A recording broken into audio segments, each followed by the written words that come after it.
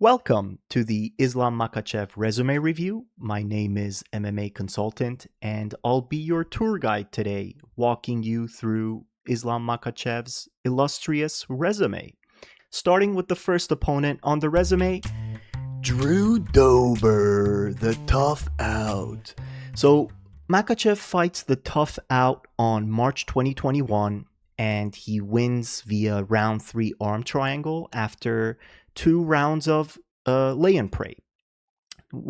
Couple things to note about this opponent. This is the same opponent that got ragdolled by Moicano, a Moicano who came to the cage after a 2-year layoff with a torn knee.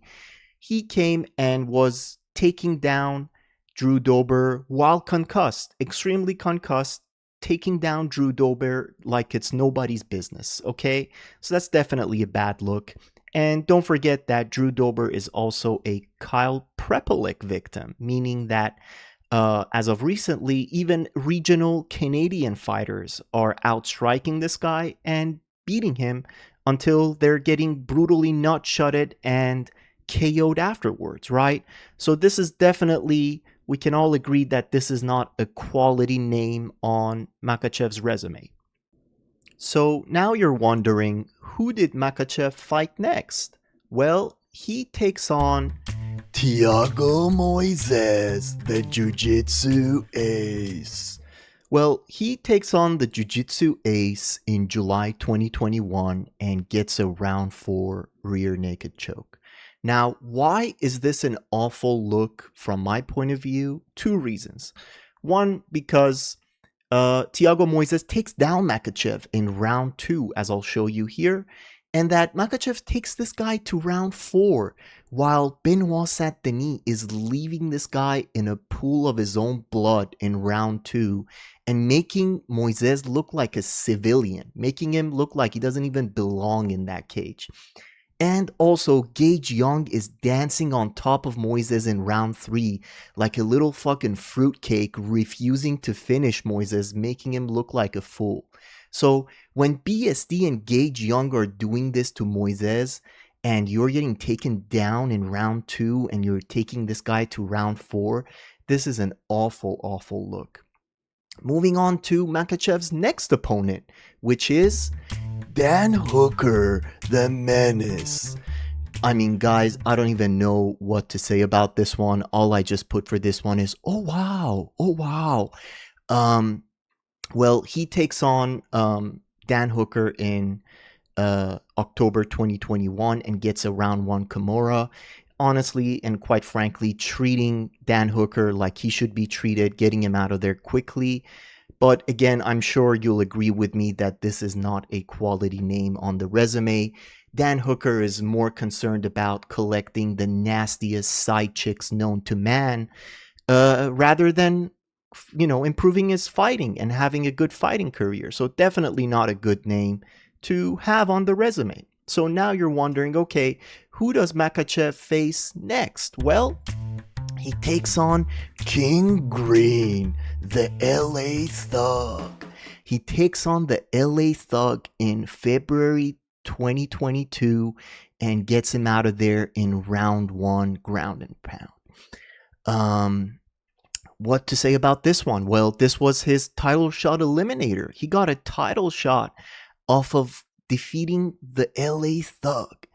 I mean, you guys know Bobby Green is not a quality name to have on your resume necessarily. Paddy Pimblett insta-tapped him, got him out of there. Terrence McKinney is taking this guy down like feather. So honestly, again, not a good quality name to have on your resume. Moving on to Makhachev's next opponent, which is Charles Oliveira. Now, this is, in my opinion, the only good win. Very, very good performance from Makhachev. But personally, you can call this cope. But I think if Charles doesn't throw that jumping switch kick and get countered and get concussed, The fight can play out in so many different ways. That's why I wrote down here, run this fight 10 times. How many times do you think Makhachev wins it, right? If he doesn't throw that stupid jumping switch kick. I probably think about that kick more than Charles does himself. I have nightmares about that jumping switch kick. If that fight was allowed to go into deep waters, who knows what would have happened, right?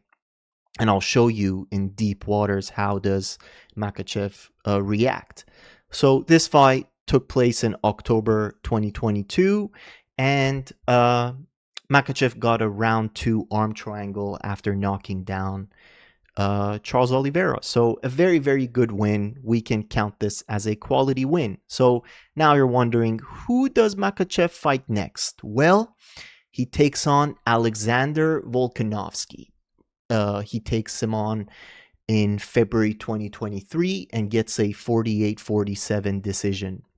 Now, very, very sort of a controversial take maybe from me, but honestly, this was a razor close fight, and in my opinion, a bad look when a short featherweight is coming up to your weight class and you're making the fight this close. And that's why I put Pride scoring. If this was scored like a Pride fight, like back in the days, if the fight was scored as a whole, obviously Volkanovski would have been the winner, right? But it's one of those cases where Makhachev won the sport but lost the fight, right? And if you see the fight, and I'll show you some footage here, I mean, Makhachev is desperately waiting for the fight to end, showing, lack of heart, lack of desire to continue. And how did that fight end?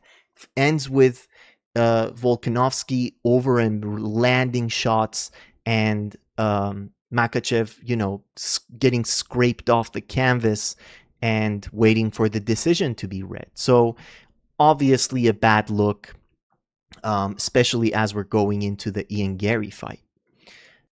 So after this, he takes on Volkanovski a second time.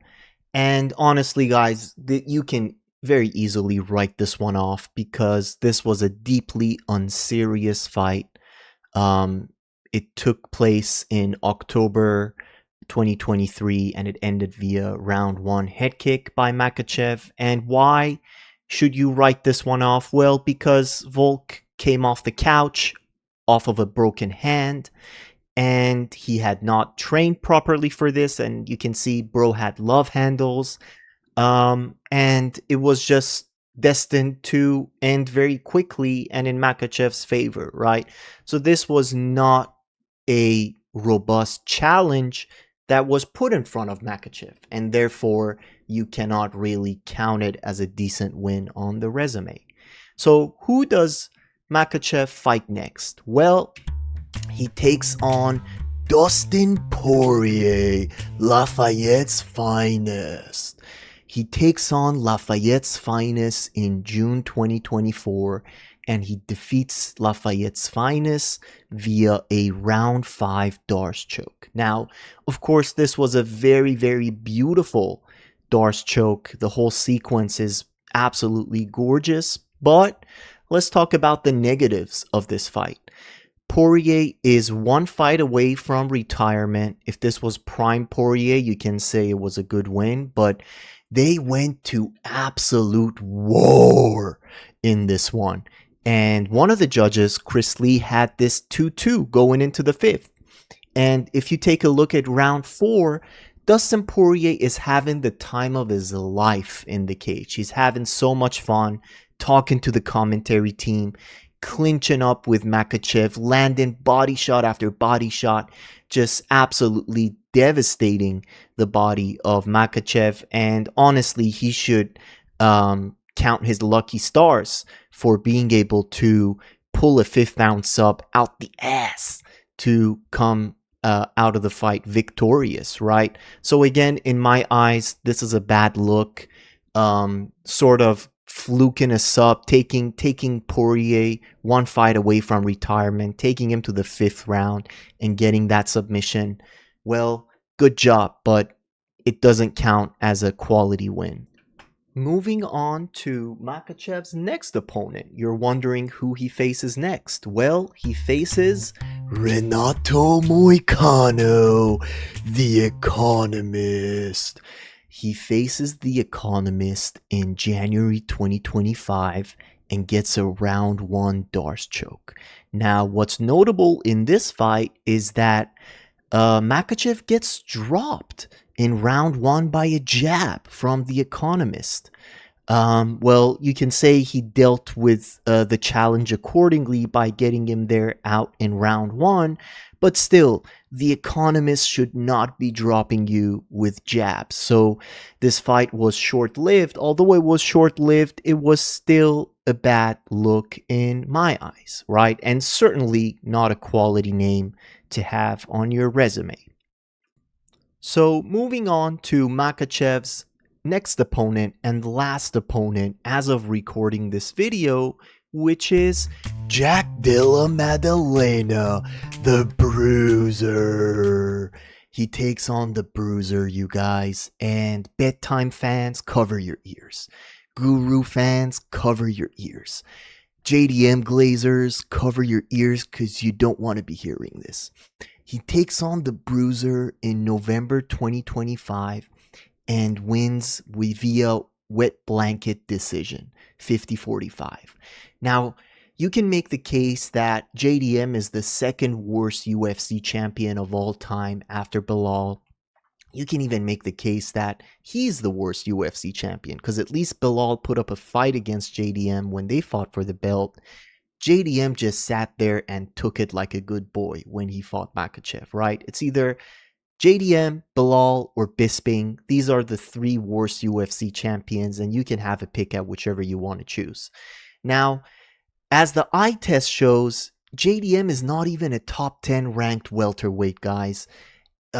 He was just there at the right place at the right time and became champion. Like, even today, Mike Malott beats JDM. Even our Lord and Savior Lucas Tracy believes that Mike Malott beats JDM today, right? I mean, what has JDM done that's been impressive, right? Other than fucking cry and moan in the cage. Look at what Protes did to JDM and look at what Makhachev did to JDM. Protes took this guy out in 2 minutes, made him cry and scream all over the cage, battered and bruised him and made him look like a civilian, made him reconsider life choices. That's what Protes did to JDM. And what does Makhachev do? I mean, some impressive leg kicks, some impressive striking here and there, but he just takes him down and sits in half guard and side control and just chills there, right? So, again, another unimpressive win in the resume of Makhachev. And let's take a look at the summary, guys. Let's take a look at the resume summary. So this is the summary. He beats the tough out, the jiu-jitsu ace, the menace, the LA thug, Lafayette's finest, the Economist, the Bruiser, and off the couch Volk. These are the majority of Makhachev's resume. This is a Quentin Tarantino cast fucking member. This is the cast of a Quentin Tarantino movie. What are we doing here, guys? Am I crazy? Am I going crazy? This is where you let me know. This is where you guys can comment and let me know if what I've presented here is valid, right? So he beats the cast of a Quentin Tarantino movie, cast of Ocean 11, and then you have the 2 good wins, which is Charles Oliveira and Arman Tsarkarian on short notice, right? I put him here because I know someone in the comments is going to say, oh, but he beat Arman. You forgot Arman. Okay, I'll add Arman here. So 2 good wins and then a very bad look against Volkanovski. Low-key, a schoolyard loss. If this was broken up in the schoolyard at the end, who do you want to be the next day at SKU? Who do you want to be? Do you want to be Volk or do you want to be Makhachev? Okay, you tell me that and we can discuss if this is a good look or a bad look. So, guys, this is Makhachev's resume summary. there you have it. And now we can discuss his upcoming bout versus Ian Garry, the future. I'm arguing here that the Carlos Prates win and the razor close fight with Shavkat is more impressive than anything Makhachev has done throughout his career. Specifically talking about their fight going against each other, these two performances are more impressive than anything that Makhachev has done, in my opinion, right?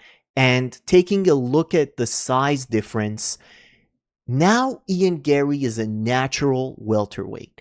And he's just as skilled as Volk. It's as if you're putting two Volks on top of each other, stacking two Volks on top of each other. And the odds makers are giving Makhachev a 75% chance to win. Why? Why is that? And Ian Garry now is given a 28% chance. I think this is preposterous. I think this is criminal.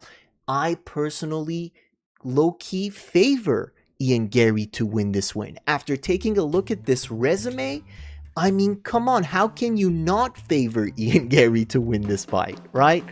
So there you have it, guys. This is Makhachev's resume review. I hope I did a good job explaining it.